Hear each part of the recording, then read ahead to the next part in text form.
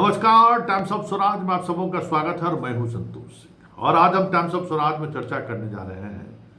देखिए, जो बीपीएससी से शिक्षक बहाल हुए हैं वो फिलहाल ट्रांसफर पोस्टिंग को लेकर अपने दिमाग को का पर्दा खोल लीजिए। स्पष्ट हो जाइए कि आपका अभी ट्रांसफर पोस्टिंग नहीं होने वाला है, क्योंकि लगातार बीपीएससी से बहाल शिक्षक शिक्षिकाओं का फोन आता रहता है कि सर हम लोगों का ट्रांसफ़र पोस्टिंग कब होगा। तो ये आप समझ लीजिए कि कल सिद्धार्थ ने वीडियो कॉन्फ्रेंसिंग के माध्यम से जो संकेत दिया है वो संकेत साफ है कि फिलहाल आपके ट्रांसफ़र पोस्टिंग पर कोई विचार सरकार नहीं कर रही है। सेवा पुस्तिका को लेकर 2 जिला पूर्णिया और एक और जिला बीपीएससी के शिक्षकों का सेवा पुस्तिका का कह सकते हैं कि संधारण शुरू कर दिया था, सेवा पुस्तिका बनानी शुरू कर दी थी।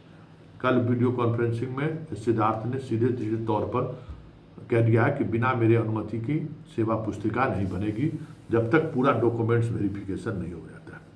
मसला सिर्फ डॉक्यूमेंट्स वेरिफिकेशन का ही नहीं है, मसला है कि जितने मामले हाईकोर्ट में पहुंच चुके हैं और जिस तरीके से हाईकोर्ट में बीपीएससी जवाब देने में विफल हो रही है और आरटीआई से लगातार नई नई चीज़ें सामने आ रही हैं, ऐसे में हजारों ऐसे शिक्षक हैं जिनके पास योग्यता नहीं था, वो लोग बहाल हो गए हैं। जिन्होंने फर्जी डॉक्यूमेंट्स का सहारा लिया है, सीटेट वाले दूसरे राज्यों वाले जिनको 60% नहीं था वो भी बहाल हो गए हैं। इसके अलावा कंप्यूटर साइंस को लेकर विवाद चल ही रहा है, एंशिएंट हिस्ट्री को लेकर विवाद चल ही रहा है। जिनका सीटेट का सब्जेक्ट कुछ और है, बहाल किसी और सब्जेक्ट में हो गए हैं। इस तरीके की कई तरीके की समस्या हैं, जिन समस्याओं की वजह से अभी फिलहाल बीपीएससी के शिक्षकों के तबादले पोस्टिंग को लेकर किसी भी तरह की चर्चा तक नहीं हो रही है, पहली बात। और दूसरी बात कि आपका कैडर बीपीएससी ने डिसाइड किया है और बीपीएससी ने एक नियम के अनुसार डिसाइड किया है। और लगभग जो आंकड़ा मुख्यालय के पास है, लगभग 70% ऐसे शिक्षक हैं जिनको अपने जिला में पोस्टिंग हुई है। उसमें यूपी वाले को भी शामिल कर दीजिए, 70% में यूपी वाले को भी शामिल कर दीजिए। और ये अभी यूपी वाले भी चाहते हैं कि जो आपके बिहार और यूपी से जो जुड़ा हुआ जिला है, जैसे कैमूर जिला है, गोपालगंज है, उसके आसपास के जिलों में उनकी पोस्टिंग हो जाए, वो वहाँ चले जाए। हालांकि वो निर्णय काफ़ी मुश्किल है सरकार के लिए, क्योंकि उतनी वैकेंसी, उतने लोगों को दूसरे जगह ट्रांसफ़र करना, ये फिलहाल संभावना दूर दूर तक दिखाई नहीं दे रहा है।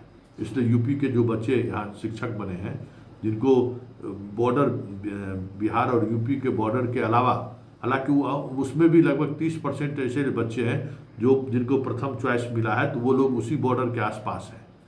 उसके अलावा जहाँ कहीं भी अभी ट्रांसफ़र पोस्टिंग है, फिलहाल राहत की उम्मीद नहीं है। आप जहाँ हैं वहाँ आप अभी नौकरी पर बने रहिए, क्योंकि बहुत सारी चीज़ें ऐसी। अब देखिए, जिला से जो वैकेंसी आ रही है ना, उस वैकेंसी में फिलहाल जो नियोजित शिक्षक, जो विशिष्ट शिक्षक बने हैं, उसके सहारे उस वैकेंसी को भरने की कोशिश हो रही है। क्योंकि अब स्थिति यह है कि कई कई स्कूल में तो 25-25 शिक्षक हैं, बैठने के लिए जगह नहीं है, 3-4 कमरा है, इतनी बहालियाँ हो गई हैं। इसलिए ये जो आप सोच रहे हैं कि बीपीएससी वाले कि तुरंत आपका ट्रांसफ़र पोस्टिंग होने वाला है, वो ट्रांसफ़र पोस्टिंग नहीं होने वाला है। इस पर सोचिए कि कहीं आपका प्रोबेशन पीरियड बढ़ ना जाए। 2 साल, 1 साल, 2 साल, 1 साल जो हो रहा है ना, उस प्रोबेशन पीरियड आपको बढ़ नहीं जाए। कुछ लड़के कल फ़ोन किए कि उनका वेतन का जो है, वृद्धि का जो है सो महीना, मतलब जो 1 वर्ष में बढ़ना था वो माह बीत चुका है। तो उसको लेकर भी हमारी अधिकारी से बात हुई, कहे कि वो जो निर्धारित माह है, जब भी मिलेगा तो वो उसी महीने से मिलेगा उनको। कोई ऐसा नहीं है कि कोई उसमें कोई कहीं से कुछ किसी का पैसा सरकार रख लेगी। जो जून में इंक्रीमेंट होना है तो जून में इंक्रीमेंट होगा, भले वो अक्टूबर नवंबर में नहीं आके मार्च के अंतिम समय में, फिनेंशियल ईयर के अंतिम समय में वो उनको जोड़ कर दे दिया जाएगा ये। लेकिन बाकी प्रोसेस जो भी है, वो प्रोसेस जो चल रहा है, जब तक वो प्रोसेस ख़त्म नहीं हो जाता है, एक एक स्टूडेंट का डॉक्यूमेंट्स वेरिफिकेशन नहीं हो जाता है। अभी तो ऊपरी तौर पर जांच हुई है जिसमें हजारों बीपीएससी से बहाल शिक्षक हटाए गए, हजारों शिक्षक हटाए गए, कई की नौकरियां अभी खतरे में हैं। अब रिजर्वेशन का पॉलिसी का मसला है, वो रिजर्वेशन का पॉलिसी हाईकोर्ट का जजमेंट आया है, उसको लेकर भी कई तरह की चर्चाएं हो रही हैं कि हाईकोर्ट के उस जजमेंट पर सरकार डबल बेंच में जाए या नहीं जाए, सुप्रीम कोर्ट जाए या नहीं जाए, क्योंकि यूपी इलाहाबाद कोर्ट का जो फैसला है उस फैसले के बाद सरकार पेशोपेश की स्थिति में है।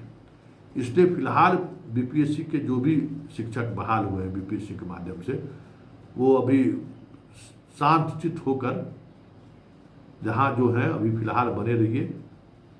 पति पत्नी वाला भी जो मसला है ना, वो तुरंत हल होने वाला नहीं है, ये भी समझ लीजिए।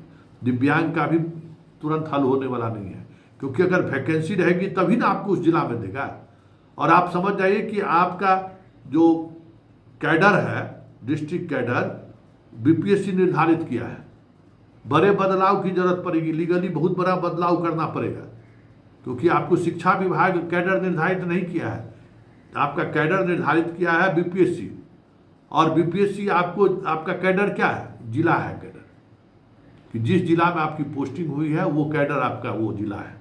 आपका कैडर पूरा बिहार नहीं है, तो इसके लिए वाकई में बड़ा संशोधन करना पड़ेगा, पूरा एक्ट बदलना होगा। फिर आप समझ सकते हैं कि सरकार में ये कितनी जटिल प्रक्रिया है एक्ट के बदलने का। वो एक्ट बदलाव होगा कैबिनेट से, सरकार से अप्रूवल से, पूरे सिस्टम में फिर से उसके बदलाव के लिए लाया जाएगा।